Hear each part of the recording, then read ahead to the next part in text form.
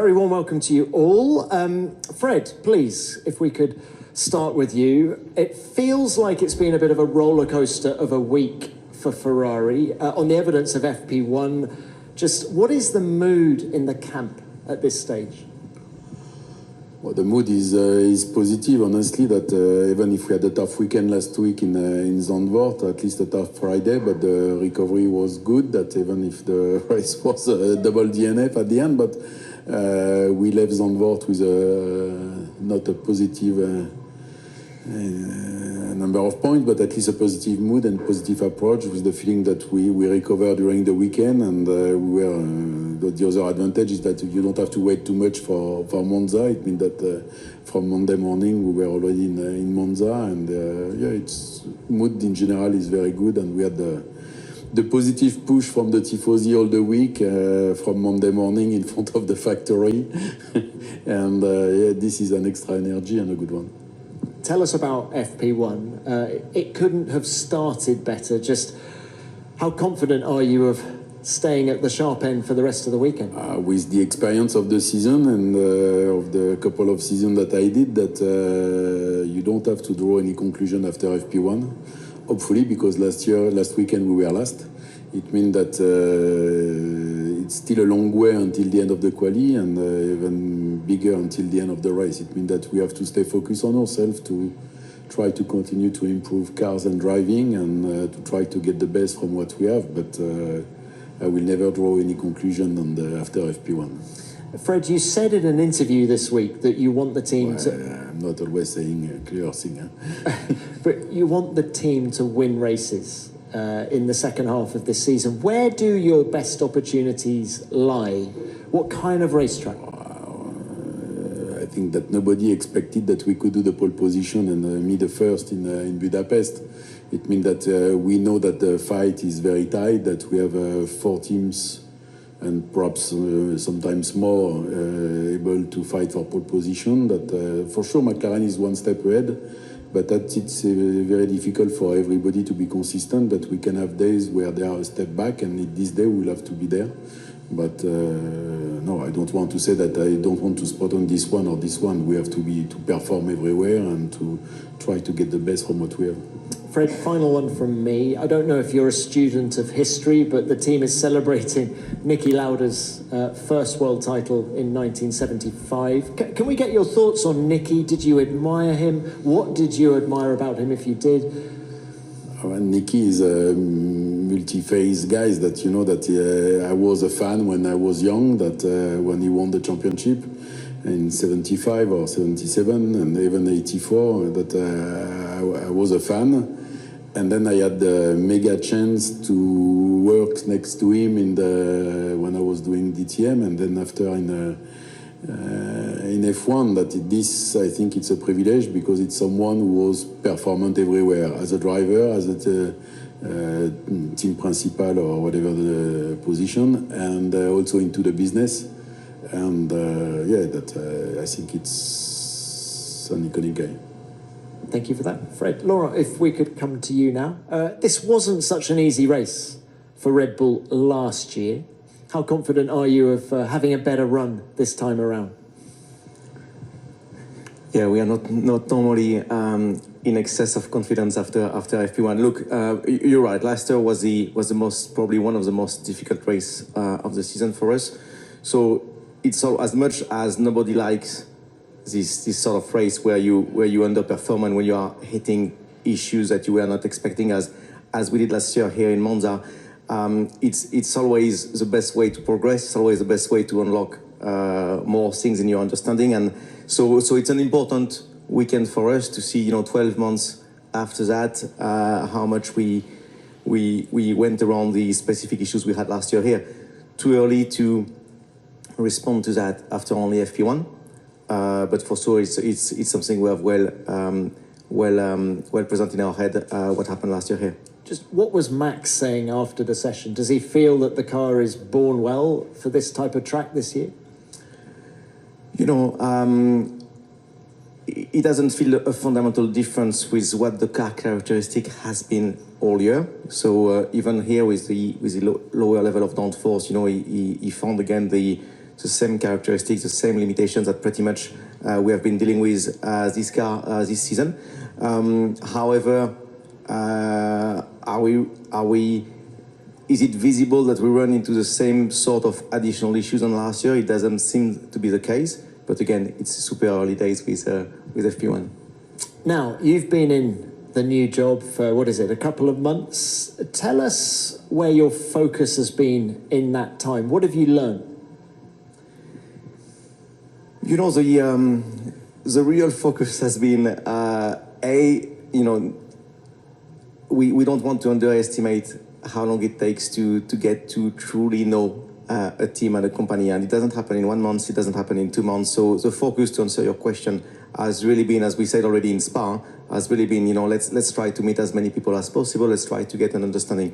Of course, now 6 weeks have passed, so yes, it's a bit better than Spa. Every day you understand a bit better how the team is working. Every day you finish your day having met more and more people, having start to build an understanding about the flows and the structure, and what we are doing now is that we are trying to do with the team. We are trying to map together what we need to unlock next to go back to an even more competitive scenario. That's where the focus is in that, let me say, in that second phase. Now the first phase was observation only, and the second phase now building with the team a map of what we need to unlock more. Laurent, how different is the job of team principal at Red Bull Racing compared to what you were doing before at RB?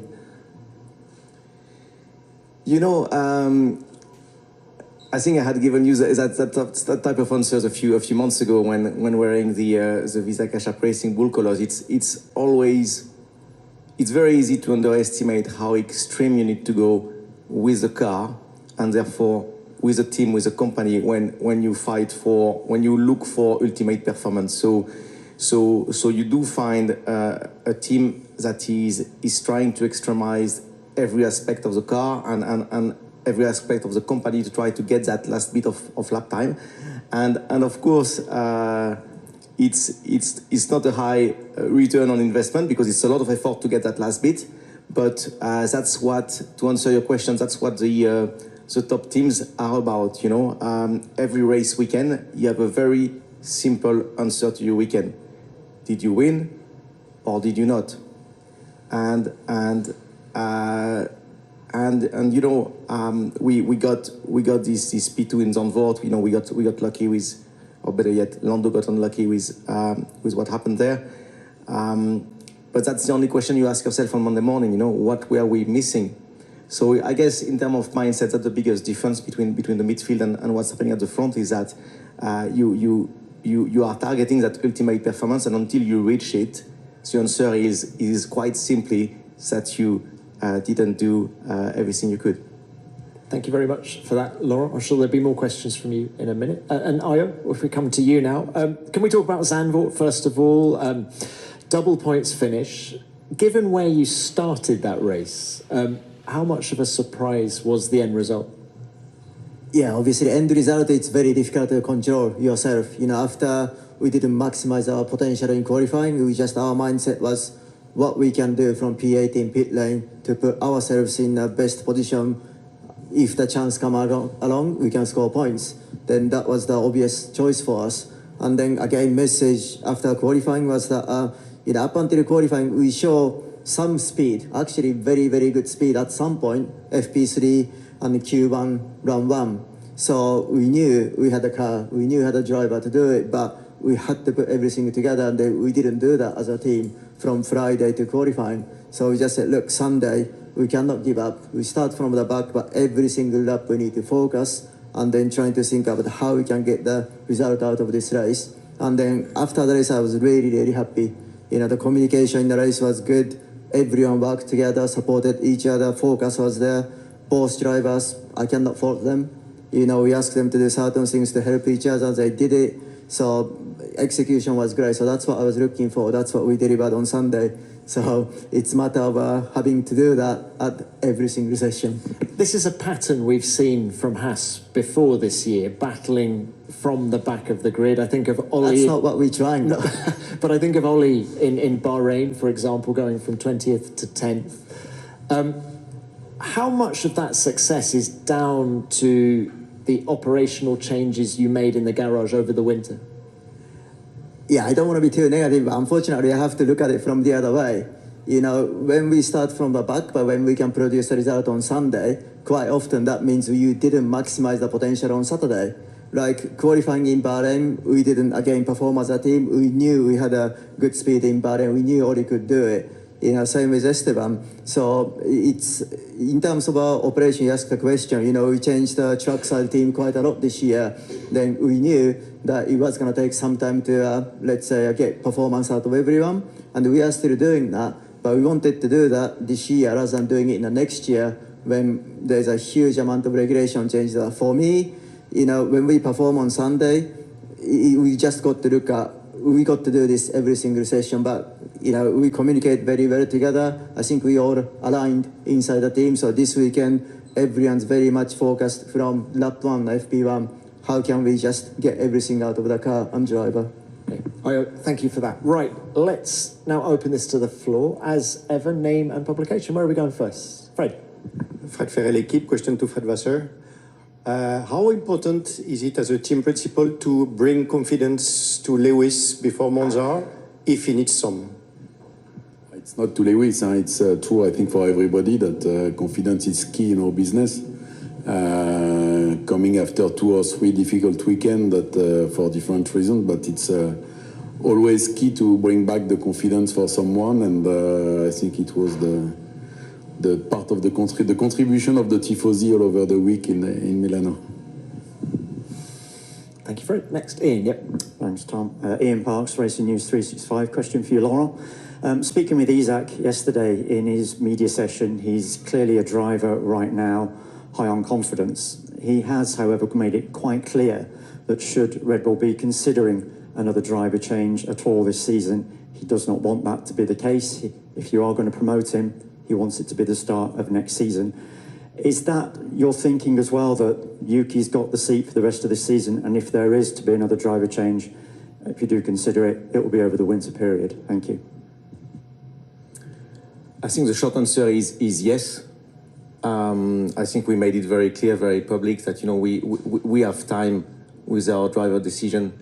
We have you know, enough drivers between the driver program to cover quite a few scenarios for next year, and we don't have a real reasons to rush into decisions.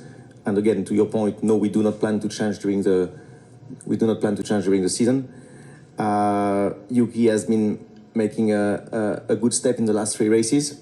We all want more, but he's doing a good job. He was for the first time back in the points after 7 races, I think, in Zandvoort. He was close enough to Max in Budapest. It was his best qualifying with the team in Spa.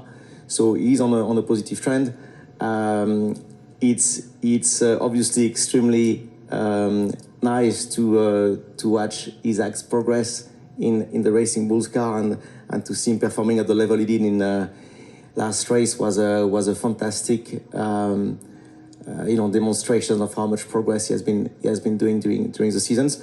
But really, we are relaxed about the driver topic, because fundamentally we have all the cards on the Red Bull side, and we can take a few more weeks or months to decide. Of course, it doesn't mean that you have to wait for the last race to decide, because, you know, we obviously respect that it might impact our drivers in a way or another.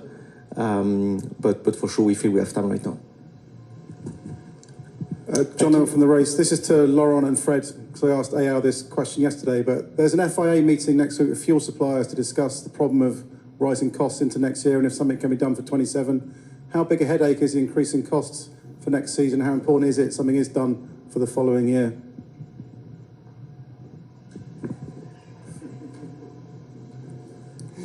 Look,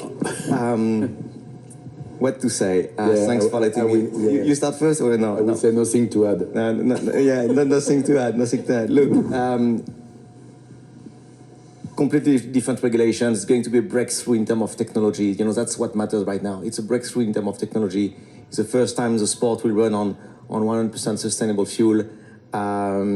It's going to be an incredible challenge for all the fuel manufacturers, all the PU manufacturers, to get to extract as much performance from that sustainable fuel.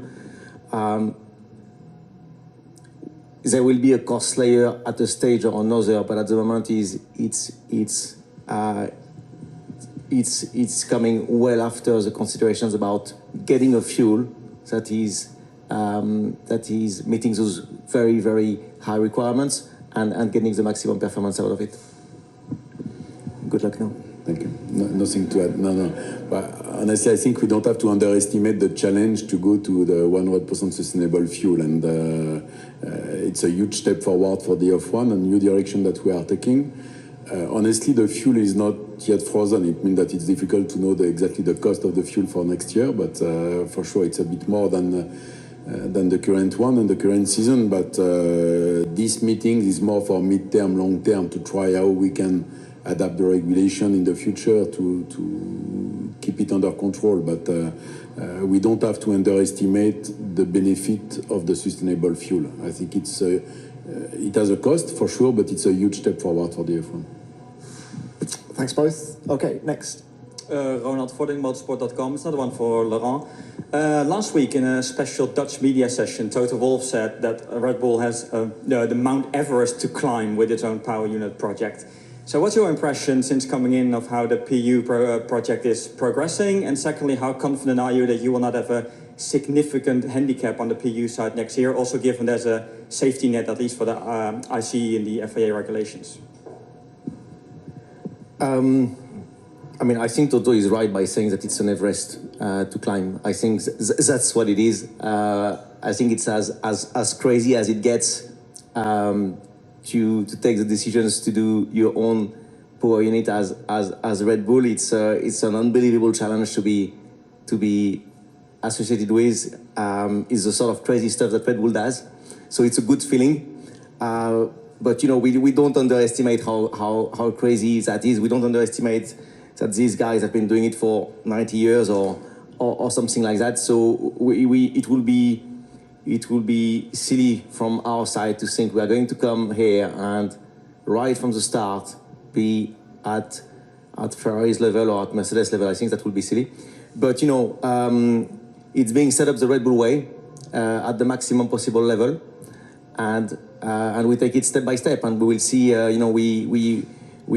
We are trying to ramp up as quickly as possible the PU and the structures that goes around the PU, the people, the infrastructures, and then as I said, we expect for sure a year with a lot of hard work, with a lot of sleepless night next year to try to get to the right level. But it's a challenge that we feel very much being a Red Bull challenge, and we love that. So we are not going to put a number on where we think we are going to be, because I think nobody has a number. But we know that we are going to start with an Everest to climb, as Toto says. All right, thanks for that. Where are we going next? Luke Smith from The Athletic. It's a question for Laurent and Fred, carrying on the engine theme, but we're about to say farewell to this generation of the power units. How do you think the engines that came in 2014 are going to be remembered in F1? Has it achieved the aims that were set out when we started? And do you think it'll be a positive legacy that this generation of V6 hybrids ends up leaving?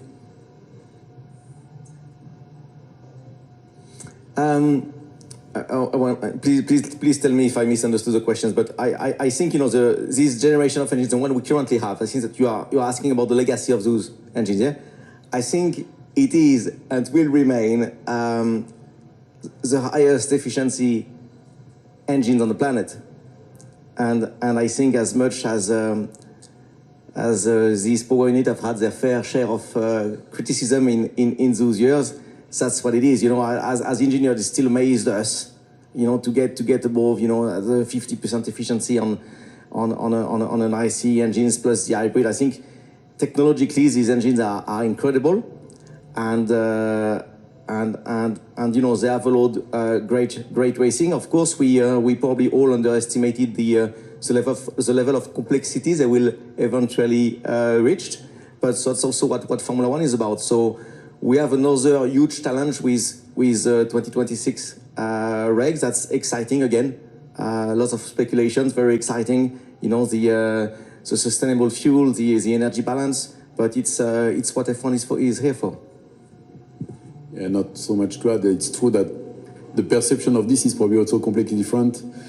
If you had a look in 2014 and today we had a huge convergence of performance. I think it's not anymore a huge performance differentiator that we have everybody into the ballpark. It was not for sure. It was not the case in 2014, but yeah, I think it's also the good thing in F1 that we have this kind of continuity into the development, a convergence of performance, and we'll see in the future. But in terms of technology, I think we reach a very, very high point today with this engine. We have to keep the cost under control also, and to avoid to be arrogant as F1 in general. You are there also for a couple of years now, and you saw the up and down in the F1, and it's not because that we are very successful today that we don't have to try to keep the cost under control. Okay, thanks both. Next. Diletta Colombo Automoto, question for Fred. You mentioned before the love and support, the extra love and support from the fans since the beginning of your own race weekend, but how much extra pressure does it put on the team, and how do you manage it internally? Honestly, I'm taking just the positive, and it's not that I'm not masochist, but we have to take. Yeah, don't smile. We have to take it like this because it's even when we had tough journey during the season or the season before, the fans they were always supportive, always positive with us, and this is a mega good feeling. We are speaking about confidence before, and how to give confidence to the drivers. Trust me that when they are in front of the crowd in Milano and you have thousands and thousands of people pushing for the team, this is a mega huge push in terms of self-confidence. And I think we have to take it like this, that now I'm racing for 35 years, and doesn't matter if it's in F1 or in Formula Renault, I was already putting a lot of pressure on myself in Formula Renault, you know, that it means that we have to be focused on ourselves to try to do our job, and the pressure, as you are calling it, I think for me it's more a positive one, and yeah, I'm taking it positively at least. Thanks, Fred. Next. Leonid Klug, Grande Premio, question for all three. McLaren replaced engines in both cars this weekend, supposedly installing older ones, as we understand. Do you think we are approaching first penalties for exceeding the limit, and what's your situation regarding that? Thank you. Ayo, let's bring you back in. Well, P penalties. So we took one with Oli in Zandvoort. We knew we had to take the fifth P at some stage. We are going to do it here. Since we qualified very poorly in Zandvoort, we thought we just do it there, and then we managed to come through to P6, so that was good. And then Esteban's side, at the moment we're not expecting to have to introduce the extra engine.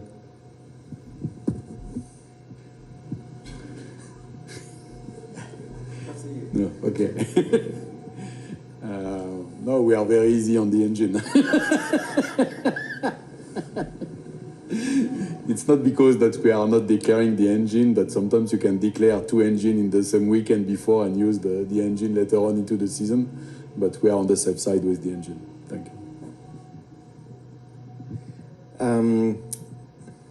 I could say that I don't know yet, but no. Seriously, I think we are reasonably okay. Obviously, we've put a new one with Max this weekend, and I think as Ayao, we had done a strategic change with Yuki a couple of races ago. So I trust and I hope we will be okay. Okay, thanks all. Next, yeah, Jake. Joe Boxall, Local Autosport. Question for all three, please. We've kind of said goodbye to these engines, but what about these cars in particular? Because obviously they kind of had a bit of a fraught process at the beginning with porpoising and things like that. Do you, first of all, what kind of the main low-hanging fruits in development over the last 4 years, and do you think they've fulfilled the brief that Formula One set out with greater overtaking? Thank you.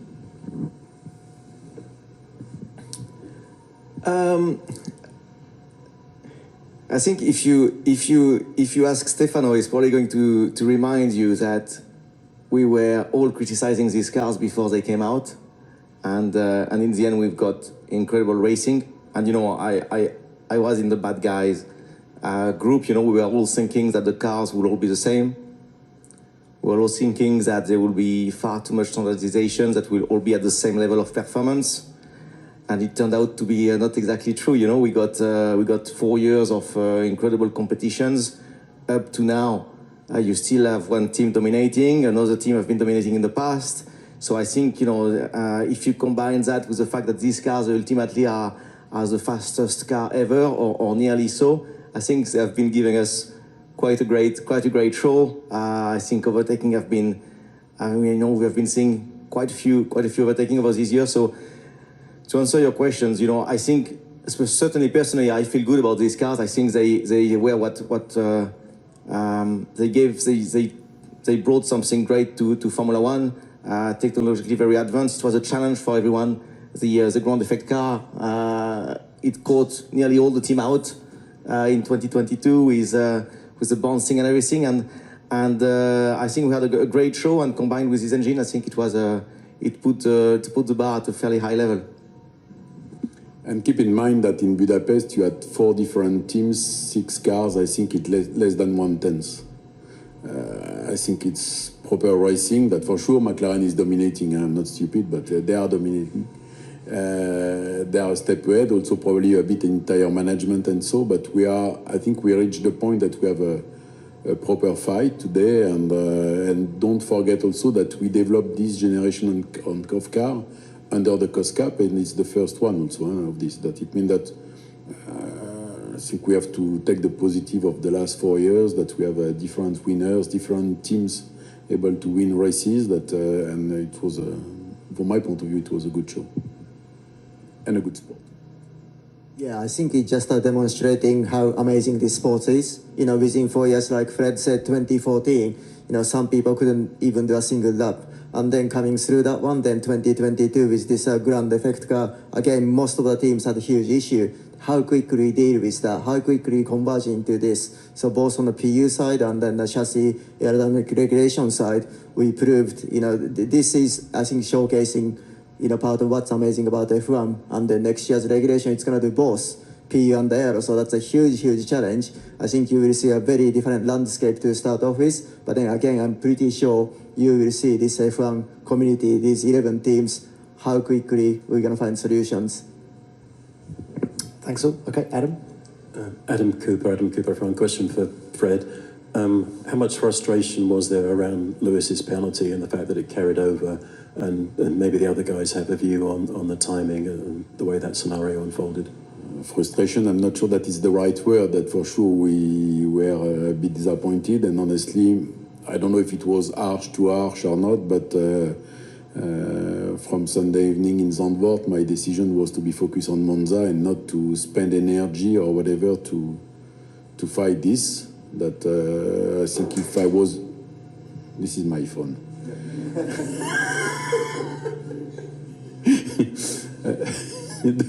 The frustration on the decision came also because that you have to slow down, but it's not it's subjective. It's not black or white. It's not you have to be at the pit limb, and it's that someone who is deciding if you slow down enough or not, and depending of the person who take the decision, it will be different. But it is like it is that we decided to be focused on the weekend to don't lose energy on some other project.